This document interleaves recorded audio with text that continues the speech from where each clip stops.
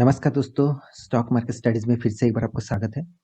तो आज मैं बात करने वाला हूँ एक दिग्गज आईटी सेक्टर के बारे में। देखिए, मैं आज के दिन और एक वीडियो आपके सामने पब्लिश किया है, मतलब ऑलरेडी पब्लिश किया हूँ।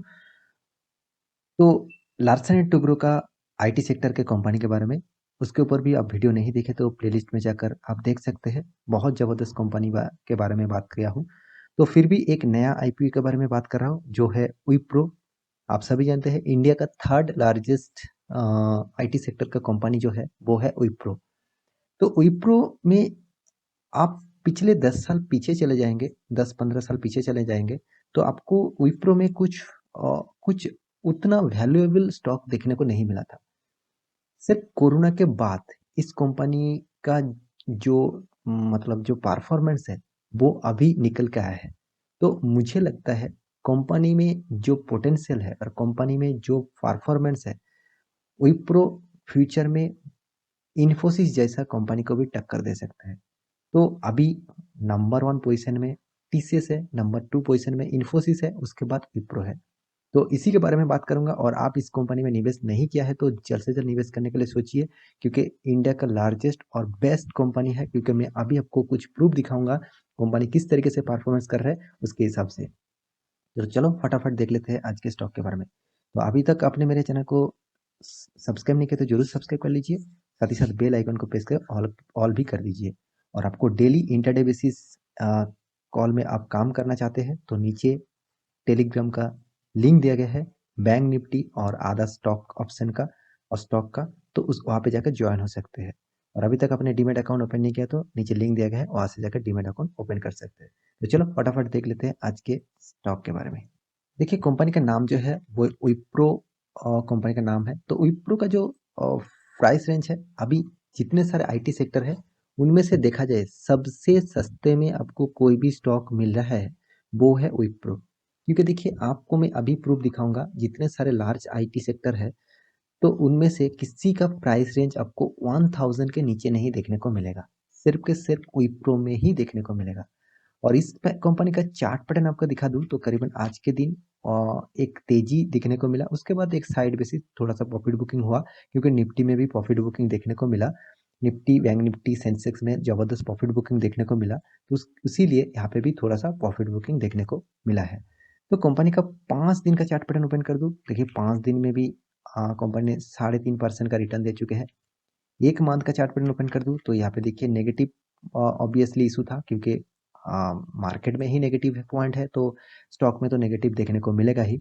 और 6 मंथ के चार्ट पैटर्न ओपन कर दूं तो 15% का रिटर्न यहाँ पे आपको मिल चुका है। एक साल के चार्ट पैटर्न ओपन कर दूं तो करीबन 85% उन्होंने रिटर्न दिया। और 5 साल के चार्ट पैटर्न दिखा दूं तो करीबन 272% का रिटर्न दिया। और मैक्सिमम चार्ट पैटर्न ओपन कर दूं तो करीबन 4500% का रिटर्न मिला। तो देखिए, आप कहेंगे सर, यहाँ पे जब विप्रो स्टार्ट हुआ था उसके बाद जबरदस्त उछाल। देखिए, मैं आपको हमेशा बता के आया हूँ, कोई भी स्टॉक इस तरीके से जाने के बाद कभी भी इस तरीके से मूवमेंट हो रहा है तो आपको थोड़ा सा होल्ड कर लेना चाहिए, क्योंकि कभी ना कभी इस कंपनी गिरेगा ही, फिर से उठेगा मगर गिरेगा ही जरूर। और कोई भी कंपनी में थोड़ा थोड़ा करके अपटेन हो रहा है, मतलब थोड़ा थोड़ा करके अपटेन हो रहा है, तो इस टाइप चार्ट पैटर्न आपको देखने को मिले, मगर आप उस कंपनी के ऊपर जरूर फोकस रखना और टाइम मिले, पैसे रहे तो जरूर उसमें निवेश करना। क्योंकि इसका जो परफॉर्मेंस आप देखेंगे, करीबन 2000 मान के चलिए, 2000 से मैं तो 15 साल बोल दिया, यहाँ पे 20 साल से भी ज़्यादा आप देखेंगे। यहाँ पे एक साइड बेसिस चार्ट पैटर्न आपको देखने को मिला, बहुत दिनों तक एक साइड बेसिस। आप देखिए किस तरीके से अप्स एंड डाउन हुआ मगर उतना तेजी नहीं दिखने को मिला। मैं लो लेवल, मतलब इस लेवल से मैं बात करूँ तो करीबन करीबन आपको 2000 कोरोना के सिचुएशन से पहले मात्र 164% का रिटर्न दिया। तो इसीलिए देखिए, विप्रो में कोई निवेश करना नहीं चाहते थे, क्योंकि विप्रो उस तरीके से भाग नहीं रहा था। तो इसीलिए इस साइड बेसिस कंपनी में निवेश नहीं करना चाहते। देखिए, आप देख लीजिए आईटीसी के बारे में भी देख लीजिए। आईटीसी तो एक दिग्गज कंपनी है और टॉप रैंकिंग कंपनी है इसका मार्केट कैपिटलाइजेशन के हिसाब से। फिर भी आईटीसी में भी आपको इस तरीके से चार्ट पैटर्न देखने को मिलेगा, क्योंकि उसका ग्रोथ उतना अच्छा खासा नहीं हुआ जिस तरीके से होना चाहिए था। कंपनी अच्छा खासा होने के बावजूद भी उस तरीके से ग्रोथ देखने को नहीं मिला। तो विप्रो भी उसी तरीके से कुछ कंपनी देखने को मिला था, और कोरोना के बाद इस कंपनी ने जिस तरीके से काम किया, यहाँ पे तो आपको देखिए रॉकेट की तरह नहीं, एक अच्छा खासा वॉल्यूम लेके अपट्रेंड देखने को मिला।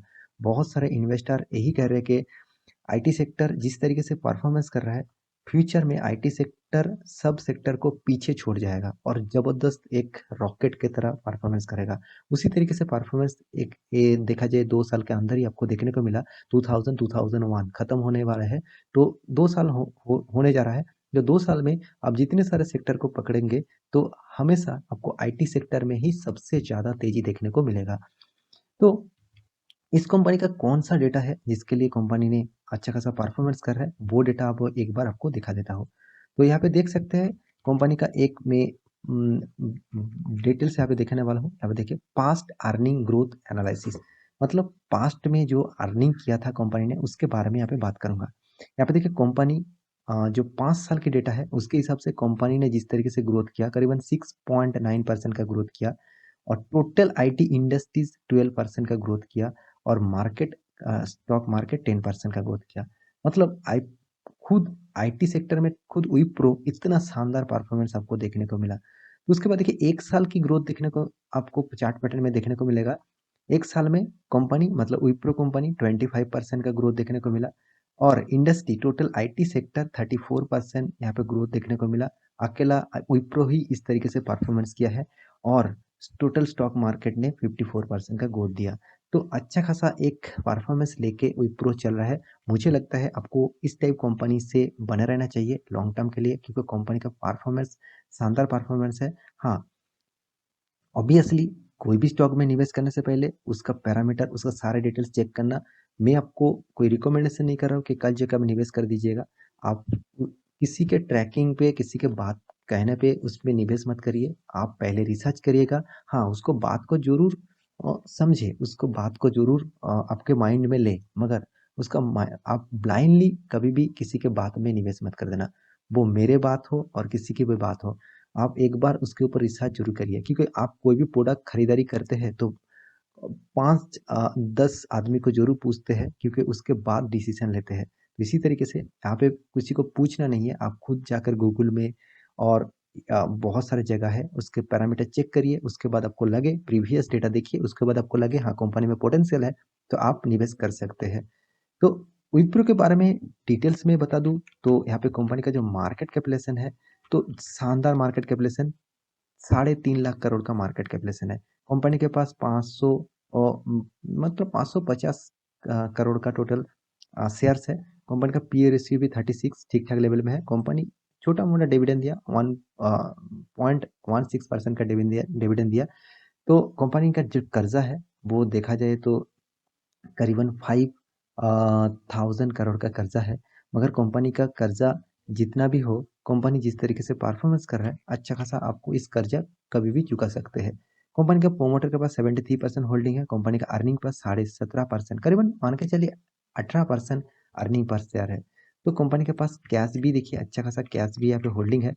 देखिए जितने सारे कंपनी के पास कर्जा है, उससे ज्यादा कंपनी के पास कैश है, 9,700 करोड़ का कैश है। तो इसीलिए इस कंपनी को हम डेट फ्री कंसिडर कर सकते हैं।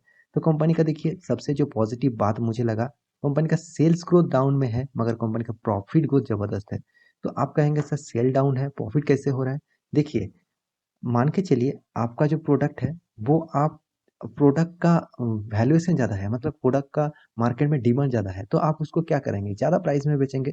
तो आपको क्या हो जाएगा, आपका सेल्स डाउन हो जाएगा, मतलब आपका बिक्री कम हो जाएगा, मगर आपका प्रॉफिट ज़्यादा आ जाएगा। तो इसी तरीके से विप्रो काम कर रहा है।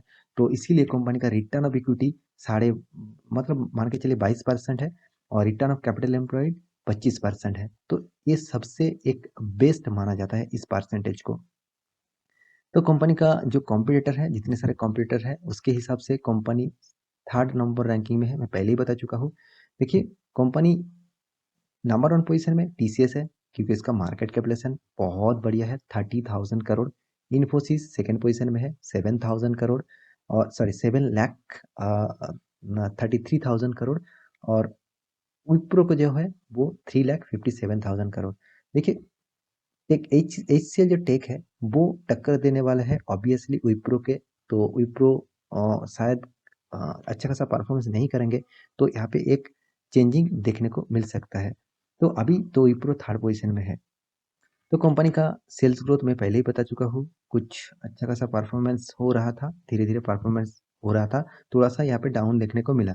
प्रॉफिट ग्रोथ शानदार यहाँ पे देखने को मिल रहा है, रिटर्न ऑफ इक्विटी भी शानदार और रिटर्न ऑफ कैपिटल एम्प्लॉयड भी शानदार देखने को मिल रहा है।